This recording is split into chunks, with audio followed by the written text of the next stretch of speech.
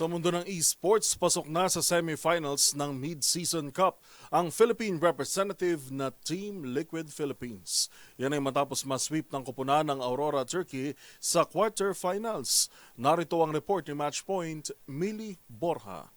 Tuloy-tuloy ang pamamayagpag ng Team Liquid Philippines sa international stage matapos ilang paso ang Aurora Turkey with 3-0 score sa quarterfinals ng Mobile Legends Bang Bang Mid-Season Cup 2025 nitong Miyerkules. Ito na ang ikatlong sunod na taon na nakapasok ang Filipino squad sa Final Four ng MSC na una nilang nagawa noong 2023 at 2024. Sa Game 1, agad nakabuo ang TLPH ng 14,700 gold lead at natapos ang laban sa loob lamang ng 12 minutes sa pamamagitan ng dominanting 18-2 kill score.